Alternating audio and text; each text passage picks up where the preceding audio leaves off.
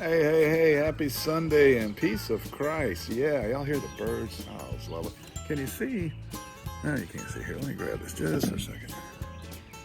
Yeah, peonies are in, baby. Yeah, aren't they beautiful? Full of ants. For those who don't know, peonies and ants go together like peanut butter and jelly. Yep, the ants love the sugar, and peonies love the ants because the ants keep other critters off of it. Yep. Of course, that leads to ants trying to find a way in my house. Different story. We're going to talk about channels today. We're going to do some shout outs today. I'm going to show you some seedlings today. Some volunteer seedlings at that. I'm not kidding of you. Hey, don't forget if you're new here, subscribe and hit the notifications bell and come back regularly. We run Sunday, Tuesday, Thursday, Friday. Sometimes Saturday instead of Friday. But we do 4. Last week we did 5. But that's because we had a single seed channel on Monday. You'll figure it out. Man almighty. Channels just in general. Channels. I saw some people talking about losing subs, not getting notifications on comments, and then some people on stream saying they couldn't have the drop down button where they can go to the person's channel to follow them. People got in streaming there big time last year trying to build up hours and find other people to follow. You can still follow people that way if you want. You just get the name, open another window, figure out where they're at. Why is YouTube doing this? I have no earthly idea. The notifications thing could just be a bug. I don't know. The part for streaming, go to channel, that's probably on purpose. And losing subscribers, oh yes, purpose. That's on purpose. They have scrubbers, like take out inactive spammers, stuff like that. But it does make errors. I've had on other channels, particularly my music channel, gone to channels that I know I follow and I wasn't subscribed anymore. Watch it regularly, so it does make mistakes. But it also does serve a purpose, to be honest with you.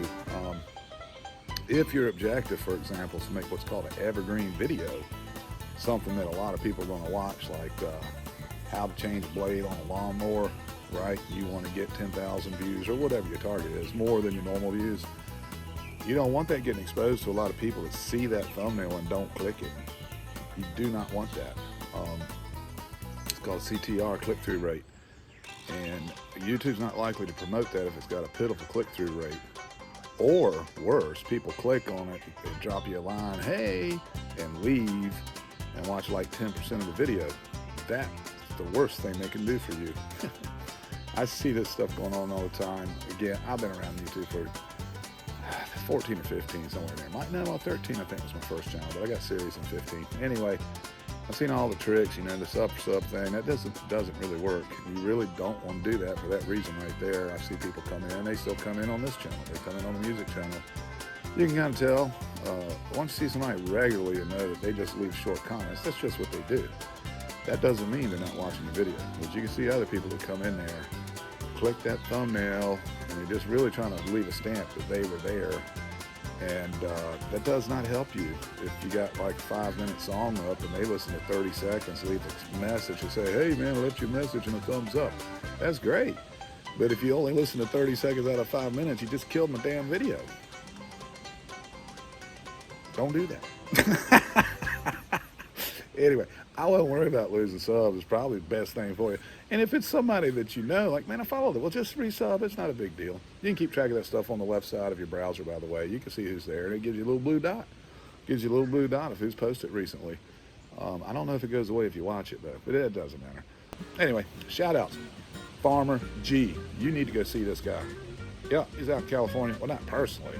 Go to his channel. I mean, you go out there if you want to. But he's got it going on. He's got a big old piece of property. He had to masticate it. I had no idea what that was. Yes, sir. I'll admit it. I don't know everything. I thought, what the heck does that mean? So I looked it up. Then I went back and watched the video. Yeah, you hire somebody. Look like a little drilly thing you seen in Total Recall. You just go out there and just you just take out all the vegetation of the lands, basically what you're doing. Okay. I know a lot of people are sensitive to nature and environment, but honestly, it was a major improvement, and it's going to be better. And it was done, it's done for a lot of different reasons. But part of the reason is fire control and insurance and all this kind of stuff. Out there in those fire areas, you cannot just have, your land's got to be kept clean, okay, to suppress fires spreading, particularly between homes. Anyway, I didn't want to get into all that. Farmer G is a bad farmer. he's bad in the sense of good. I'm an old guy. Bad means good where I'm coming from. So he's got long rows. I think there's 9 of them. He took these cattle panels and he bows them over. So he's got these nice arches. You can walk down the middle of them, walk on the outside of them. He's got some breaks in there so you can go through that way. I'm really looking forward to watching how that turns out this year. Yes, sir, Bob. Absolutely. And then there's Jim's In-Town Gardening, which ironically, he just gave me a shout out. Coincidence. I have 4 shout outs today. He was one of the 2 for gardening. And so he's up in Maine. The reason I bring this up, he's up in Maine. And I think he got 2 inches of snow. He's got a great channel. I mean, I don't recommend channels that I don't think great in the first place. But why him this week? Because he's still cold up there, baby. He's still cold. You know, it's a different zone for most of us. He's Maine, right? So it's interesting to see what's going up there compared as you move further and further south. So check Jim out. Tell him Jules sent you. Same thing from Farmer G for that matter. And then I wanted to bring up 2 guys that they're outdoors people. They do multiple things, hunting and fishing and camping and survival stuff outdoors and handicraft stuff. First one is River End I always do this. River End Longbows. Actually writing a song for his channel. Well, I got a song. I just need to get it recorded so that I like it. But anyway, River End Longbows. He does a lot of outdoor stuff. He's handy with leather, wood. I mean, he's a craftsman. I believe he's a carpenter by trade. I assume that. Pretty sure of that. Longbows, of course. And man, he's a heck of an archer, I can tell you that. But he does all kinds of videos. He'll go fishing, or he'll just go out in the woods and set up with a little can stove thing and do his thing. He can make shelter out in the woods or what's ever available, which would be branches and whatnot. I mean, it's really an interesting channel. His name's Ray. Give him some love. Tell him Jules sent you, Jules Gardening, or Jamie Slate Music. It don't matter. That's where we met, by the way, a long time ago. Same thing with Calvin's Corner 72. Me and Calvin go back probably 5 years now, and he's got a little Calvin's Corner is his backyard fire pit and smokestack. He does all kinds of cooking back there. It's an interesting show. He gets outside too. Twist on his show is he goes arrowhead hunting. That is really cool to me. I used to arrowhead hunt a lot as a kid. So that's a cool show. So if you're into outdoor stuff and you don't want to constantly watch gardening videos over and over and over and over and over, this, that, and the other, check those guys out. It's still outdoor stuff. It's just got a little twist to it. Yeah. So anyway, those are the 4. Let's see if I can remember this without cheating. I am getting older. You got Farmer G. You got Jim's In-Town Gardening. You got River End Longbows. And you got Calvin's Corner 72. Hey man, I remembered. Good Lord Almighty. Yes, sir. And I do want to say one more thing. This is a PSA for your youngins out there. Make them cover up in the sun. This stuff is not a prop. I'm skin cancer survivor, patient, I don't know, whatever. You can't see it on that camera. I've got a big old scar right there from squamous.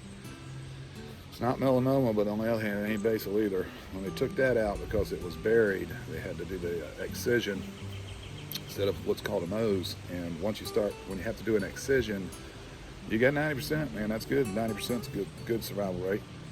But you do start focusing on that 10%, you know? I mean, you wouldn't go into a Subway and order a sub sandwich with a 10% chance it's gonna kill you.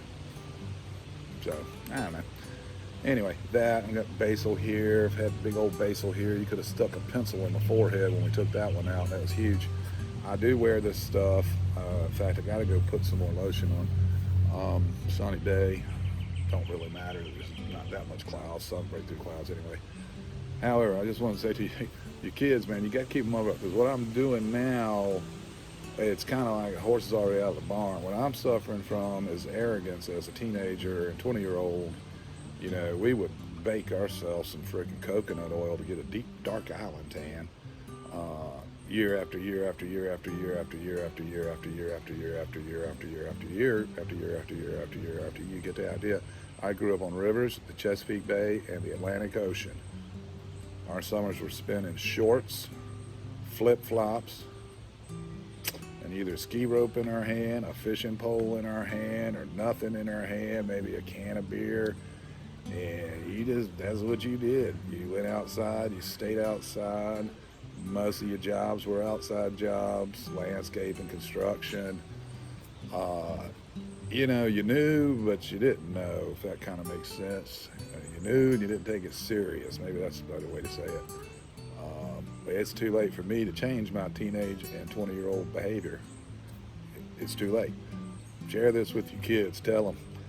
It don't sound like much. Basil generally doesn't hurt you. This one right here got really deep under the skin. They're very rarely get aggressive, but it looked like that one was gonna, and that's exactly what killed my mama. Squamous is not melanoma, but it can kill you. I ain't a dang thing I can do about that now. I just gotta keep an eye on my skin constantly. Any little thing, I gotta go to the dermatologist, nip it in the bud before it kills me, basically, especially melanoma. If you ever get a weird mole, I had a friend, he let it go. He had a mole right here. He let it go 6 months. Everybody said, you need to go, you need to go. He went in, too late. It had already metastasized, it gotten into his skull, covered up, so he spent the next 9 months or so slowly dying and feeling guilty because he could have avoided it if he'd have gone in the first moment he noticed something wasn't right. He wasn't in denial, he was in procrastination. It killed him. I'm telling you, don't mess around with skin cancer. Sad story. Anyway, let's go check out some seedlings. All right, let's see if I can do this without getting stung by a wasp. This wasp like dang tomato steaks, which I'm standing right beside. Anyway, this right here, that could be a grass, I'm not sure. These guys up here, they're very pointy, 4-leaf dudes. I think what I got there are peppers. What type, I don't know. We had a lot of different types of peppers in here last year, so we did just scatter some stuff here, left it in a pile. They got cultivated into the soil. So there's that. And then up here, that right there is a cucumber, probably a bush.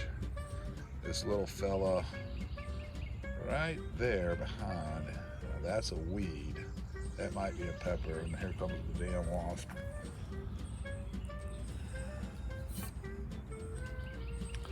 Okay, I survived the wasp attack. So that little, nope, no I didn't. Back up. Okay, I had to change position because the wasp just didn't like where I was standing. I was too close to his tomato poles, I guess. But that little fella right there is likely a cucumber. That's likely a pepper. That's definitely a weed. So if you've been following along, you know, I weeded and I stopped weeding and I weeded and I stopped weeding. And this time I stopped weeding to see what's going to happen right here. And I think I'm going to get some volunteer peppers. By the way, if you look down this row here, this is row 3. Volunteer, volunteer, volunteer. Those are all volunteer tomatoes. These front 2 were transplanted. That one came up right there. You remember, put these blocks in, okay? Got rid of that timber. It's the last wall I'll put on this garden ever. But down in there, those appear to be more bush cucumbers. There's about 5 blocks that have these dudes in there. So we're gonna let that play out as well. See what happens. Oh, these are seedlings that I actually planted. Of course, this camera's gonna get all cockeyed at this point. And then right in front of the wall, that's the beet row. You can see them right there, they're coming in. And there's a little bitty 2-foot row beside it. Yep, so we're rolling now. And we're in the middle of that transition. See some cold season stuff there. Yeah, right there you got the peppers and the lettuce. And the more peppers. It's a cool time of year when everything's, you know, moving out of one season, moving into the next. Hey, well, thanks for watching my Sunday chat and shout outs and checking out seedlings there. That was really cool. We'll be back on Tuesday. Again, if you're new, Sunday, Tuesday, Thursday, Friday. That's the general schedule. Sundays are shout outs, of course. We do some how-to stuff. We do some garden tour stuff. Once things start rolling, we'll get some cooking going on here. I am married. Once in my life, been married. whole life I've been married. Cut. Hey, we'll have some cooking on here later. I mean, we really will. We'll have some cooking on here once this stuff gets going. My wife's a great chef. She has a show on another channel where she does a lot of cooking. So we'll do some garden plate stuff here. In fact, Calvin, who I recommended earlier, he suggested last week that I pull stuff out right there in the garden and cook stuff right there in the garden. I thought, you know, that's a good idea. We might do that this summer. Yeah, don't forget those guys now. Farmer G, here comes my memory again. Farmer G, Jim's In Town Gardening, River in Longbow, Calvin's Corner 72. Give them some love. Tell them Jules sent you. Y'all have a great Sunday evening. Peace.